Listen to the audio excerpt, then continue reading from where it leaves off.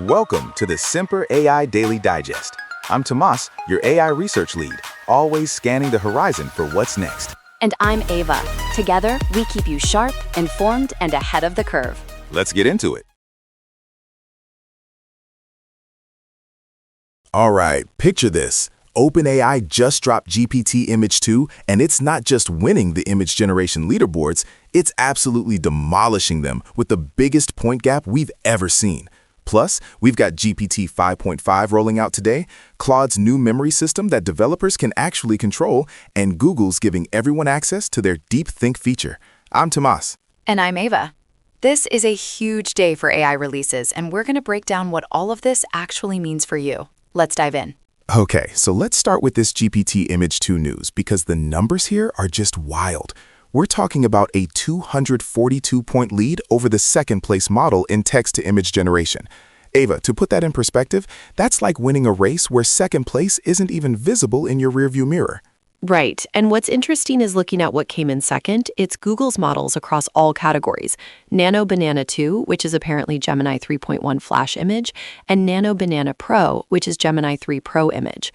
So this is really OpenAI versus Google in the image space right now. Exactly. And GPT Image 2 swept all three categories: text-to-image, single-image editing, and multi-image editing. The multi-image editing one is particularly interesting because that's where you're asking the AI to work with multiple images at once, maybe combining elements or making consistent edits across a set. What strikes me about these arena results is that they're based on human preference voting, right? So this isn't just about technical metrics. It's about what actual users think looks better when they're shown two images side by side. That's a great point. The image arena is basically the same concept as chatbot arena, but for images. Users get prompts, see results from two different models, and vote on which one they prefer. So when we say GPT Image 2 has a 242-point lead, that means humans are consistently choosing its outputs over the competition by a massive margin. And that's significant because image quality is so subjective. Getting that level of consistent preference across thousands of comparisons suggests this isn't just a minor improvement. It's a pretty substantial leap forward. What I'm really curious about is how this compares to DALL-E 3. We don't have direct benchmarks, but if this is following OpenAI's usual pattern, GPT Image 2 is probably their next-generation image model. The fact that they're using the GPT branding instead of DALL-E is interesting too. Yeah, that naming choice suggests they might be moving toward more unified model families. We've seen this with GPT-4 Vision integrating image understanding. Now it looks like image generation might be getting pulled into the main GPT line. And speaking of GPT models, let's talk about this GPT 5.5 rollout, because this is happening today for Plus, Pro, Business, and Enterprise users. But here's what caught my attention. They're also launching something called GPT 5.5 Pro. Wait, hold on. So we have GPT 5.5 and then we have GPT 5.5 Pro? That's confusing. What's the difference? From what OpenAI is saying, GPT 5.5 Pro is specifically for Pro, Business, and Enterprise users, and it sounds like it's designed for more demanding tasks. They're describing it as an iterative research partner that works especially well with documents and plugins. The research partner angle is really interesting because that suggests longer, more complex interactions. Maybe this Pro version has a larger context window or a different fine-tuning for sustained problem solving. Exactly. And they mention that full-stack inference improvements are making this more capable model run at faster speeds. That's huge because usually when you get more capability, you sacrifice speed. If they've managed to improve both simultaneously, that's a real engineering achievement. I'm also intrigued by the emphasis on contextual inputs from documents and plugins.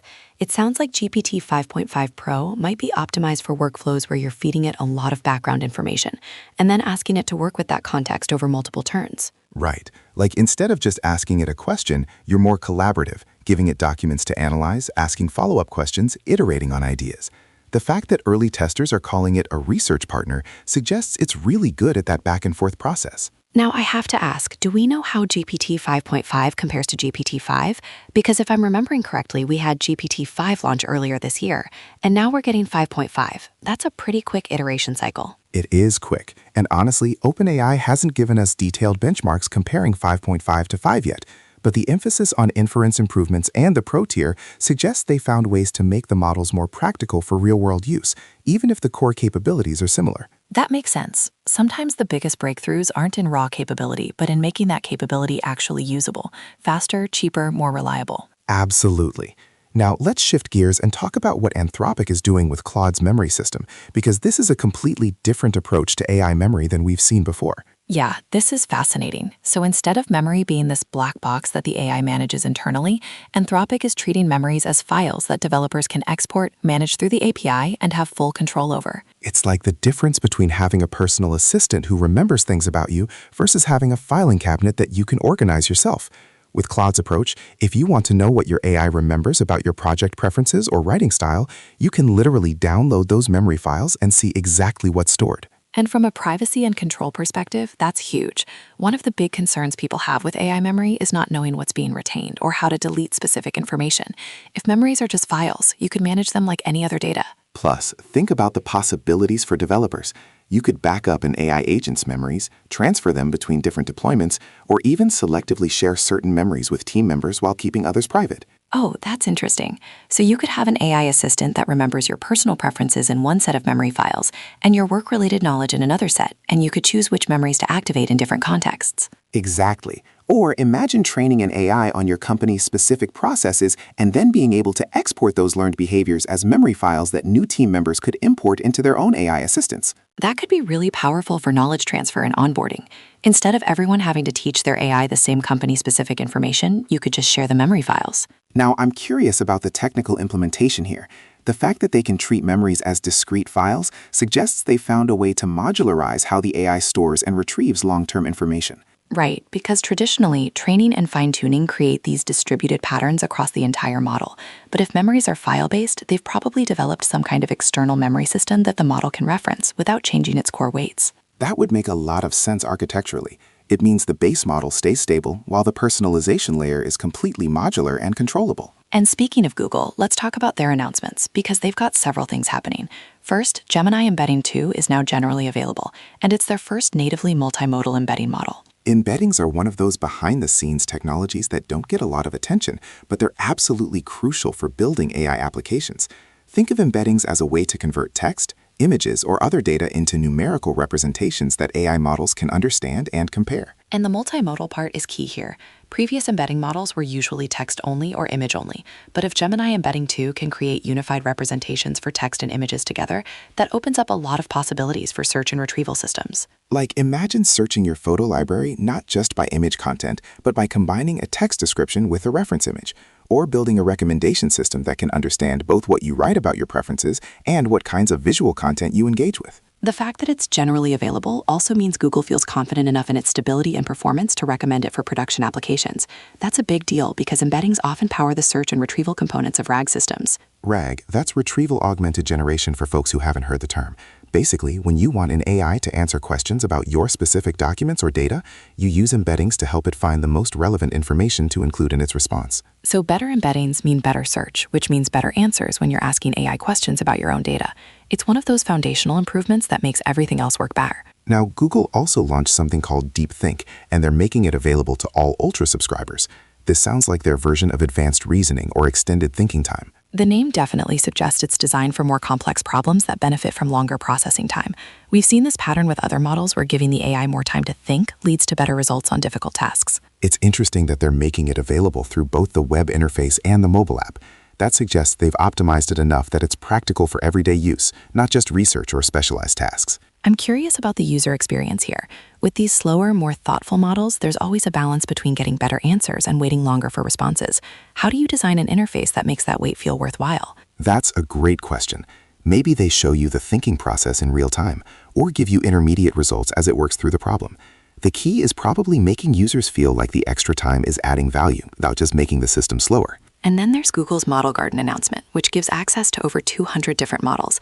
That's a really different approach from the other major AI companies. Yeah, instead of just pushing their own models, Google is positioning themselves as a platform where you can access Gemini 3.1 Pro, Gemini 3.1 Flash Image, their new Lyria 3 model, plus presumably models from other companies too. That's smart from a business perspective because it reduces the switching costs for developers. Instead of having to integrate with multiple different AI providers, you can access everything through Google's infrastructure. And for Google, it means they get to host and manage the compute for all these different models, even if they didn't develop them. Plus, they get visibility into what models developers are actually using for different tasks. It also puts pressure on the other major providers. If Google makes it easy to compare and switch between models, then OpenAI and Anthropic need to make sure their models are genuinely the best choice for specific use cases, not just the most convenient. Speaking of Google's new features, they also detailed their Gemini 3.1 TTS model with these audio tags that let you control vocal style and pacing. This is actually pretty cool from a user interface perspective. Yeah, so instead of just typing text and hoping the voice sounds right, you can add tags like emphasis or applaud or sigh, exactly where you want those effects to happen. It's like Markdown and speech synthesis. You can write something like, "I have a secret that nobody else knows, and it's going to change everything." The granular control is really impressive. They mention tags like emphasis and prekla to be able to control pace with speed and slow. That level of detail could make AI-generated audio much more expressive and natural sounding. And for content creators, this could be huge. Instead of needing to hire voice actors or do multiple takes to get the right emotional tone, you could just script it directly into the text. I'm also thinking about accessibility applications. For people who use text-to-speech regularly, having fine-grained control over pace and emphasis could make the listening experience much more pleasant and natural. Now, let's rapid fire through some of these other updates, because there's a lot happening today. First, OpenAI is launching workspace agents for ChatGPT Business, Enterprise, Education, and Teachers plans. Workspace agents sound like AI assistants that can operate across multiple tools and systems within a